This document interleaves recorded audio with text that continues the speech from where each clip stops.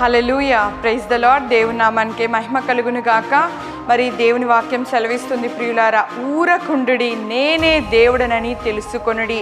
మరి ఇది ఎంతో లోతైన అంశము. అయితే ఒక చిన్న మరి దీంట్లో నుంచి ఒక చిన్న భాగం నేను మీతో పంచుకొనడానికి ఇష్టపడుతూ ఉన్నాను.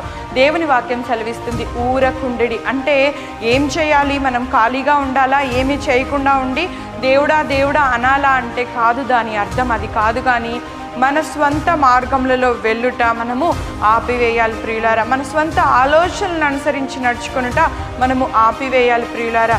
దేవుడు మనల సృష్టికర్త అంటుండగా మన కొరకు ప్రాణం పెట్టి రక్షణ అనుగ్రహించిన రక్షకుడుగా ఉంటూ ఉండగా, ఆయన మన జీవితంలో రచించి ఉండగా, జగత్తుకు పునాది వేయబడక మునుపే క్రీస్తు యేసునందు తండ్రి అయిన దేవుడు మనల్ని ఏర్పరచుకొనెను అని వాక్యం సెలవిస్తుంది. అనగా దేవుడు మనల్ని ఏర్పరచుకున్నాడు, దేవుడు మనల్ని ఎన్నుకున్నాడు. ఆయనకు ప్రత్యేకమైన ప్రణాళిక మన పట్ల ఉంది. కాబట్టి మనము మన జీవితంలో మన స్వంత మార్గములలో వెళ్ళుట మాని ఊరక ఉండి మరి ఆయన వైపు చూడాలి అన్నదే దీని యొక్క అర్థము.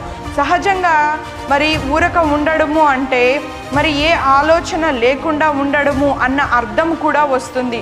అయితే ఇక్కడ మనం గమనించాల్సింది ఏంటంటే, మన స్వంత ఆలోచనలను మానివేసుకొని దేవుని యొక్క ఉద్దేశములేంటో, దేవుని యొక్క మార్గాలేంటో, దేవుని యొక్క ప్రణాళికలేంటో తెలుసుకొనుట ఆరంభించాలి. సో కాబట్టి అమ్యూజ్ అని చెప్పి మరి లోకంలో వాడతారు. మరి అమ్యూజ్ అంటే ఏ ఆలోచన లేకుండా అన్నీ పక్కన పెట్టేసి ఉండడం. అలాగా ఉండమని కూడా దేవుడి వాక్యం చెప్పట్లేదు. కానీ you have to think upon the word of God, you have to check in the word of God. మనం పరిశీలన చేసుకోవాలి, దేవుని వాక్యము ఏమి సెలవిస్తుంది, దేవుని మార్గములు ఏమై ఉంటున్నవి. మనం వెళ్తూ ఉన్నది దేవుని మార్గమా, మనకు నచ్చినది దేవుని మార్గమా, మనకు ఇష్టమైనది దేవుని చిత్తమా అన్నది మనం పరిశీలన చేసుకోవాలి. ఇదే ఊరకుండుట అన్న ఈ యొక్క వాక్కులోని అర్థము ప్రియులారా. మనం ఎప్పుడైతే మన స్వంత శక్తికి మనము చనిపోయి, లేదంటే మన స్వంత శక్తిని మనము ఆధారము చేసుకునేట మాని ఎప్పుడైతే దేవుని మీద మనం ఆధారపడతామో, పౌలు అంటూ ఉన్నాడు, నేను ఎప్పుడు బలహీనుడను అప్పుడే బలవంతుడను క్రీస్తు యేసులో అని. మరి దేవుని శక్తి మనలో పరిపూర్ణమవుతుంది.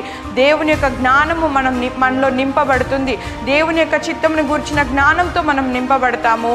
జయకరమైన జీవితమును, తండ్రి అయిన దేవుడు ఉద్దేశించిన జీవితం మనము జీవించగలుగుతాము. కనుక ప్రియులారా, ఈ యొక్క సమయంలో మన హృదయంలో మనం ఖాళీ చేసుకొని తండ్రి అయిన దేవుడు మన గురించి ఏమో ఆలోచిస్తున్నాడో, దేవాతి దేవుడు మన కొరకు ఎలాంటి ప్రణాళికలు